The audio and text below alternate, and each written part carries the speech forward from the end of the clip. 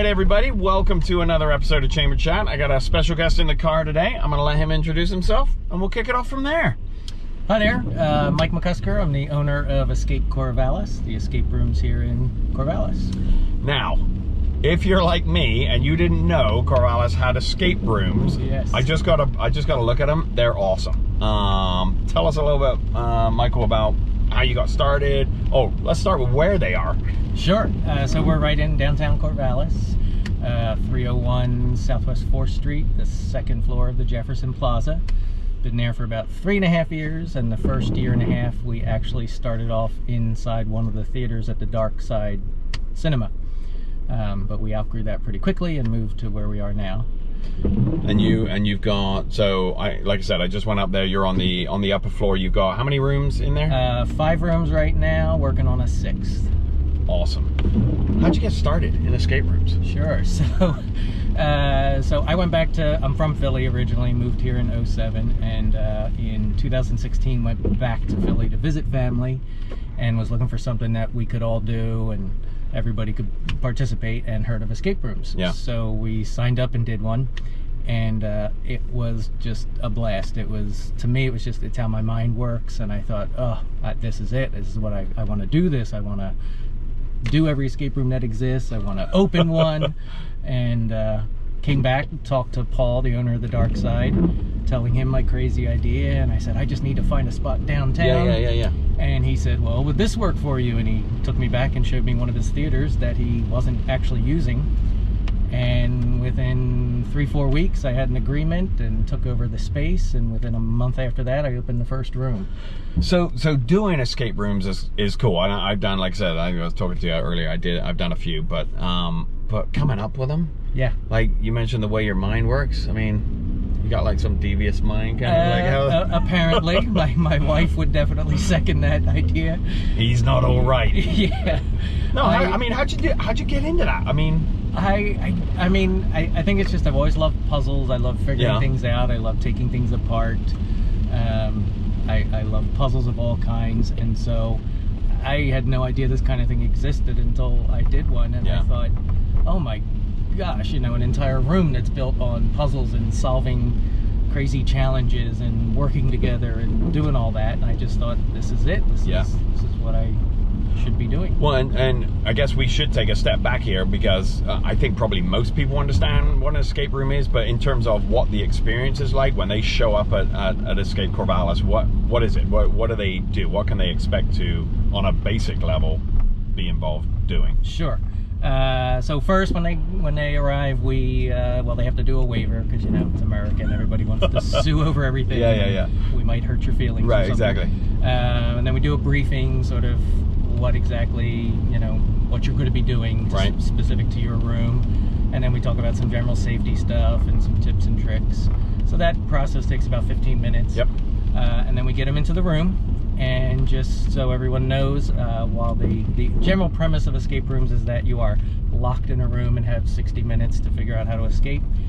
In Oregon, you are not allowed to lock people in a commercial enterprise, so you're not actually locked in the rooms. Wait, for reals? For real, yeah, it's a law. It's crazy. Okay, go on, keep going. I know. So you're not really locked in, we're just playing pretend. No anxiety. No anxiety. Right. And then, then you get 60 minutes to figure out the puzzles and the challenges and hopefully escape. Or if not, well, then you're just stuck in the room forever, and so be it. Not locked, though. Not locked. You have a safe word. That's Don't worry. right. Don't worry, people.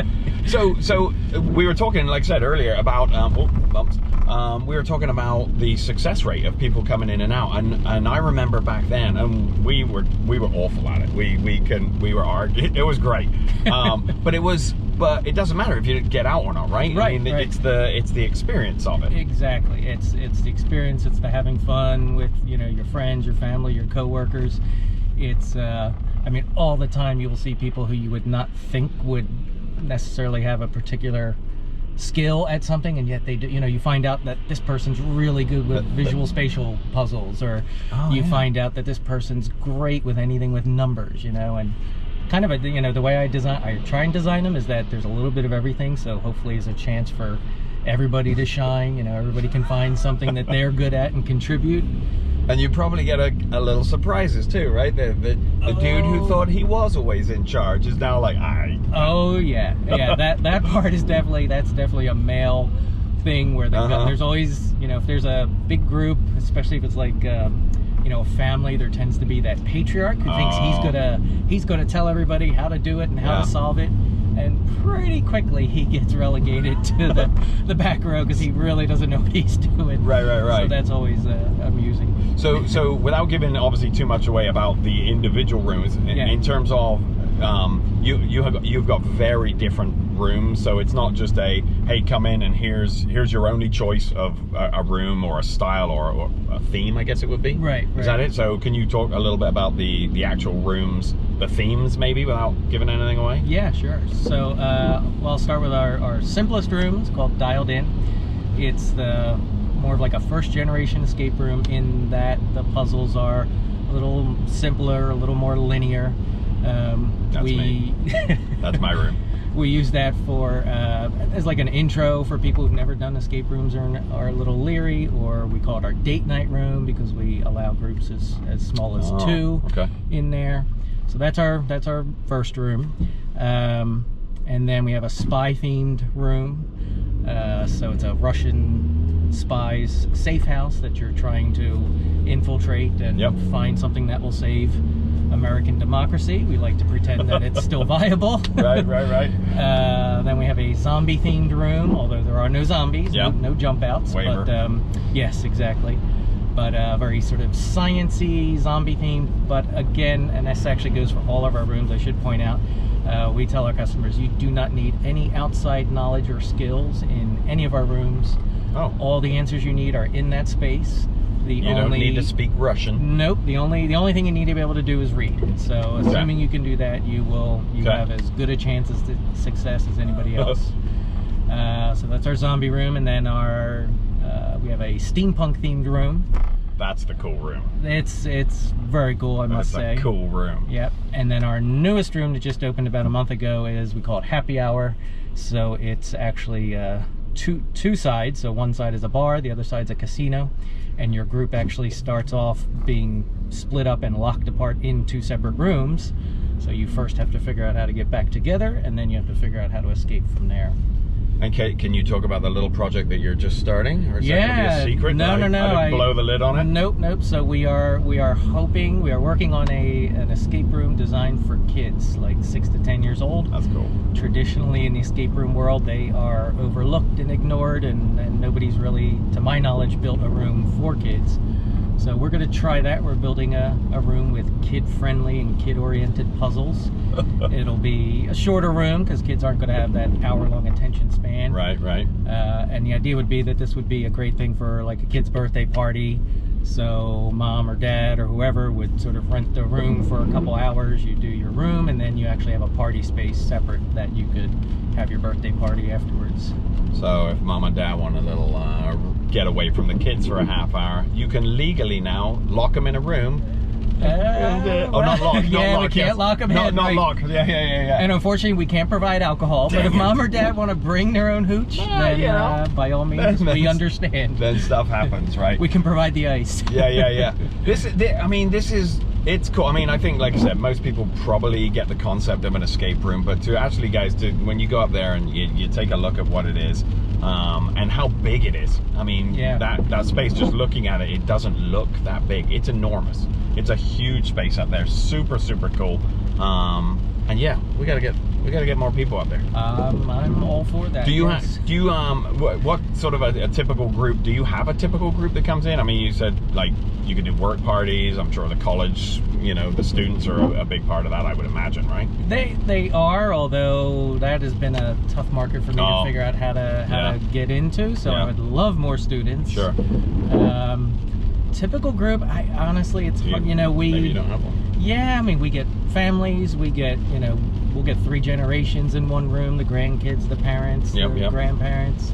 We'll get a group of 30-somethings out for a night, before they go to dinner, kind of a thing. Or and we'll get corporate team building groups, you know, sort of that thing, girls' night out. Yeah, that's the part I think would be cool, is the corporate side, getting more businesses in. Yeah, you know, and then we do those all custom. So like, you know, if you're a company that wants to come in on a Tuesday afternoon, you won't see that on our schedule, but we just arrange all those as bespoke, you know, just as you need them. So that actually, that was going to lead into my next question. I was going to talk about hours and how you book, how's that all work? So for regular rooms, we'll say we're open currently Thursday through Sunday, Thursday, Friday night, Saturday from 2 to 10, and then Sunday 12 to 5. Nice. Everything's done on our website, so it's all contactless. You know, you book online, the waivers are done on your own device, all that.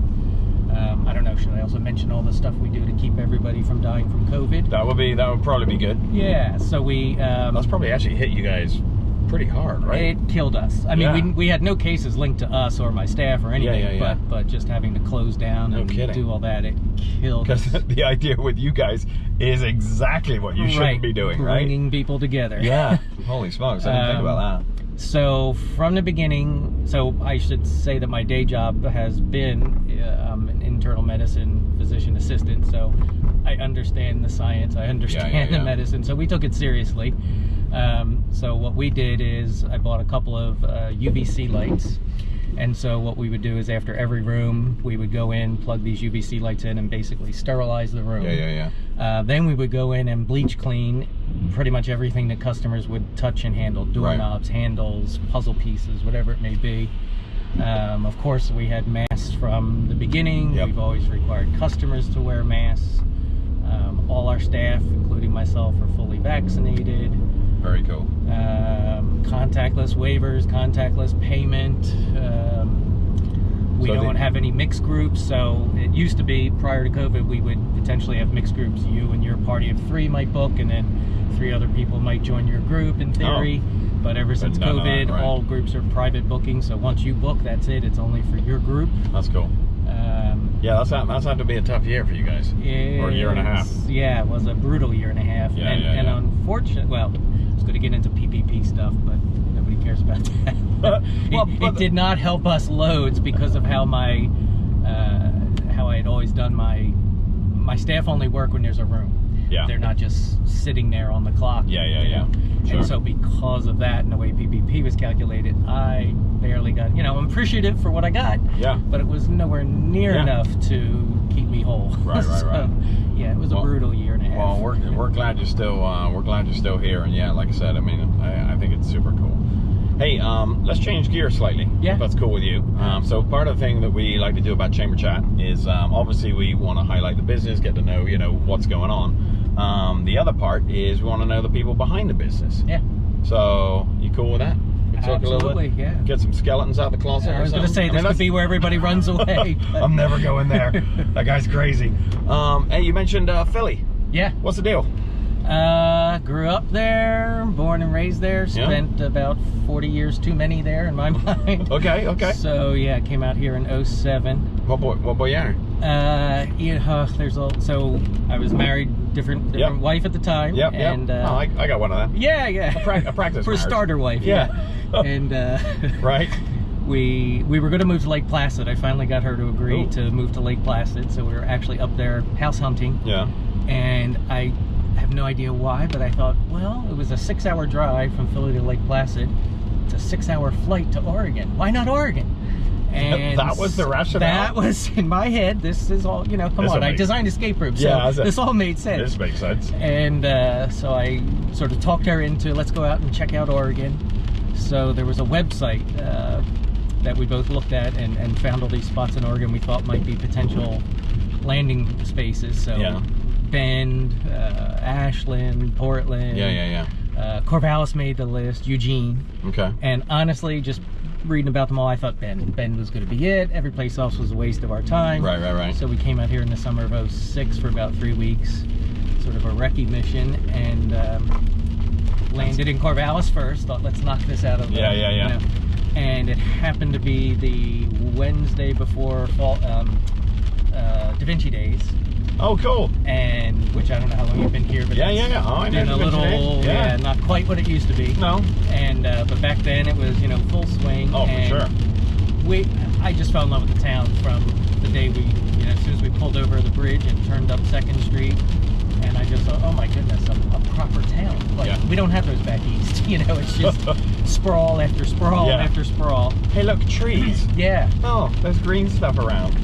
And so we were going to stay 1 night. We went up staying 5 nights, and just loved the area. Went up and did Mary's Peak, went out to the coast, nice, and man. Stayed around for Da Vinci Days. Look at you, you're like a walking tourism right, for us. exactly. If you're watching this in Philly right now, that's right. Get out here. Don't move here because you probably won't fit in. Well, yeah, okay, fair enough. There's that too. Fair enough. Well, that's cool, man. Yeah, so we went and saw all the other places, but nothing rang as true as Corvallis, and so we moved a year later and got divorced 3 years after that. All right. Didn't work for her, and sort of we had all our other issues. Right. So, but that's fine. She's back on the East Coast, and she's happy, and I'm here, and got remarried. Well, technically October of last year, but we did the real wedding just in September of this year. Congrats, man. COVID delayed that as well. So. Oh yeah, COVID's messed everything up. Yeah. Hey, we do this thing at Chamber Chat where we do like a speed round thing. Okay. I'm sure you've done your research. I actually started to look at one, and then my squirrel brain got distracted, and I didn't finish it. It's fine. Yes. So I'll fire some places off to you, or some questions off to you, and you answer them as quick as you can. Okay. And maybe you might have to justify some of your answers. All right. Yeah. Hey, coolest place you've ever been?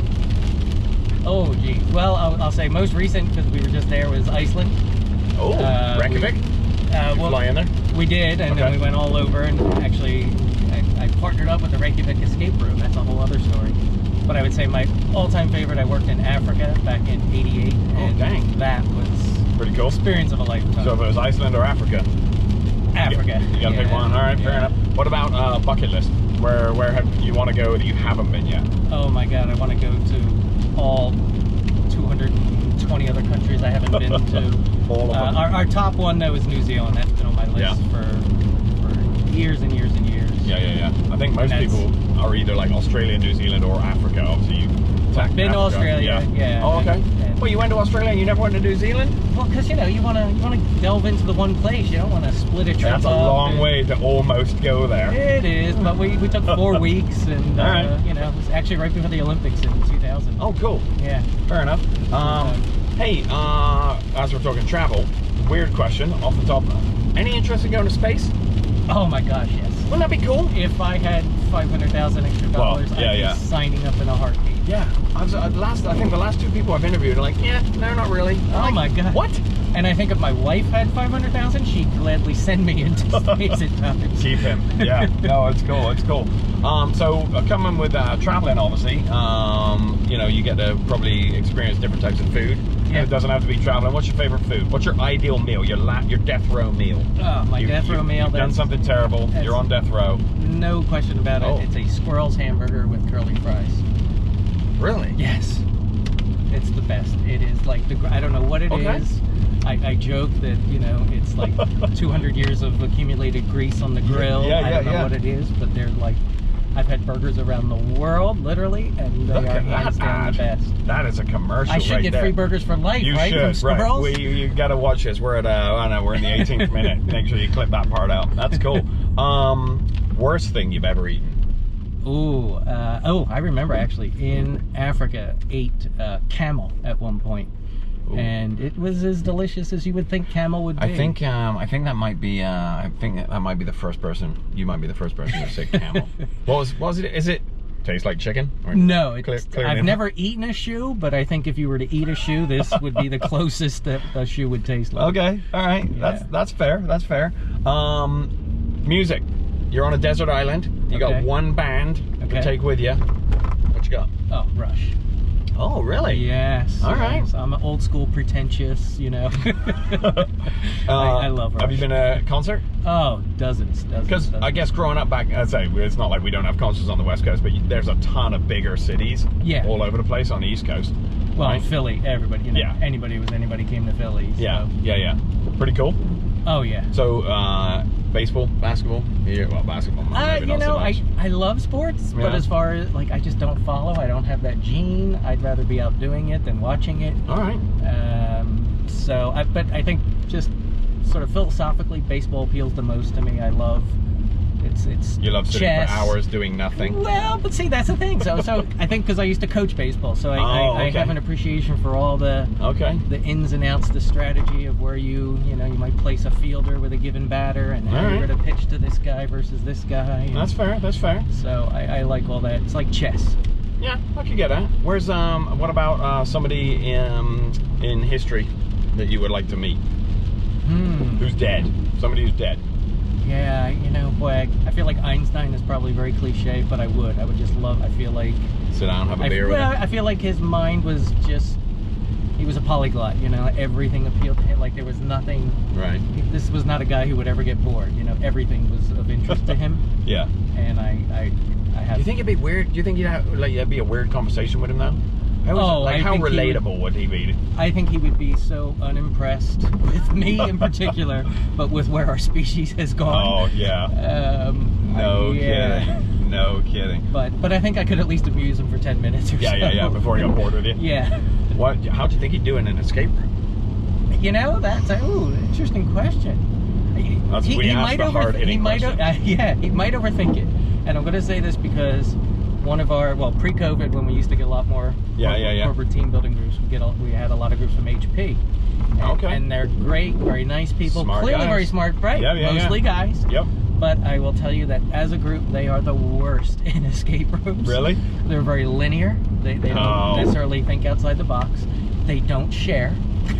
And they don't communicate well. I love it. And those are all the things you need to do in an escape room. Yeah. So I want, Einstein might be, I don't know. He might not be a good one. He might. Or, he's such a remarkable mind, he just might solve the room single-handedly. Probably figure out on his own in like 5 minutes. Right. And want his money back. Exactly. So that was a waste. I nailed it. That would be my biggest fear. What about somebody who's still alive? Celebrity or person or whatever. Somebody you want to meet. Ooh, somebody still alive. Yeah. Wow. That's a good one. If it's Taylor Swift, it's okay. No, she'd be, she'd be in the top 100. I am a bit of a Swiftie. All right. Middle-aged male. I don't know what that is, but boy, somebody I'd really... Are you like a celebrity guy? Are you like a movie guy, kind of like a politician, like somebody, I don't know, Obama he always fascinated me. Yeah. I mean, not giving away political leanings so much. Yeah. It was just more that he'd be a nice guy to sit down with. Well, I think I liked his way he could articulate really complex ideas and put it in ways that simple people like me could be like. Well, I think that could convey a complexity in a simple way. I like that. I'm down with that. We can go with that. Yeah, I don't know though. I've never. I'll have to think more on that one. I'll go with Obama. It's all right. Yeah. It's cool. Hey, so as we wrap up here, so this last year, year and a half, I think it's fair to say we could all agree that it's been a bit of a nightmare, right? A wee bit. Yeah, and that's like on a personal level, on a business level, all stuff. But if you were to give some silver linings to come out of it, right? Something that you learned about yourself, about your business, about your friends, what's important about you know where I'm going with it. Sure. What you got? What's your life lesson out of this last year and a half? Yeah. So I could say one thing. COVID for me was actually in some ways really good. No, that's good. That's what we want to hear. Yeah. So right before COVID, about 6 months before, I opened a set of escape rooms in Ensenada, Mexico. Because why not? It's a challenge. It's a whole story. Okay.